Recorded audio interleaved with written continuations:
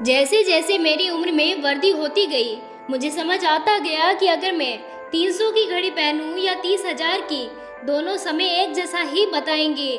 मेरे पास 300 का बैग हो या 30,000 का, इसके अंदर के सामान में कोई परिवर्तन नहीं होगा। मैं 300 गज के मकान में रहूं या 30,000 गज के मकान में, तन्हाई का एहसास वही रहेगा।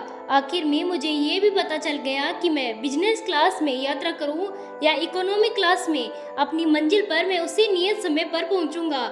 इसीलिए अपने बच्चों को बहुत ज़्यादा अमीर होने के लिए प्रोत्साहित मत करो, बल्कि उन्हें ये सिखाओ कि वह जिंदगी में खुश कैसे रह सकते हैं। जब वह बड़े हो तो वह चीज़ों के महत्व को देखें, उनकी कीमत को नहीं।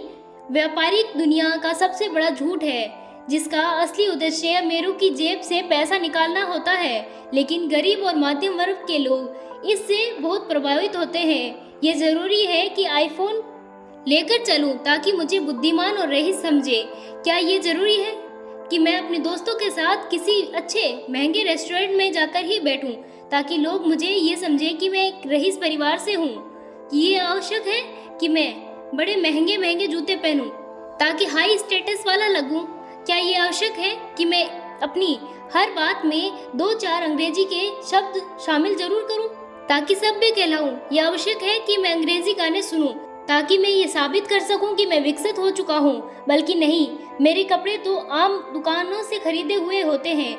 दोस्तों के साथ किसी भी ढाबे पर बैठ जाता हूं।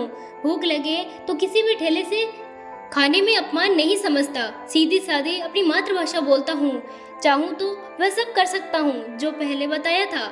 लेकिन मैंने ऐसे लोग देखे हैं जो एक ब्रांडेड जूते की जोड़ी की कीमत में पूरे सप्ताह भर का राशन ले आते हैं। मैंने ऐसे परिवार भी देखे हैं जो एक महंगे बर्गर की कीमत में एक सप्ताह का अनाज खरीद लाते हैं। बस मैंने यहाँ पर यह रहस्य पाया है कि बहुत सारा पैसा ही सब कुछ नहीं होता।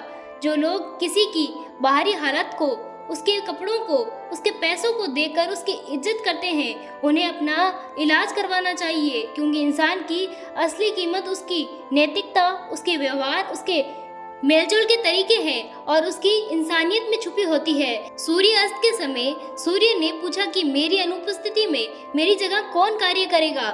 समस्त विश्व में सन्नाटा छा गया, किसी के पास कोई उत्तर नहीं था। तब कोने में से एक आवाज आई। दिए ने कहा, मैं करूंगा अपना प्रयास। दोस्तों, सोच में ताकत और चमक होनी चाहिए। इंसान के छोटा या बड़ा होने से फर्क नहीं पड़ता, उसकी सोच बड़ी होनी चाहिए। इसीलिए अपने मन के भीतर एक दीप जलाइए और दिखावे की इस दुनिया से दूर जाकर हकीकत में खुश रहना सीखें। आज का वीडियो थोड़ा अलग था। आशा करती हूँ इसमें कही गई बातें आपको अच्छी लगी होगी।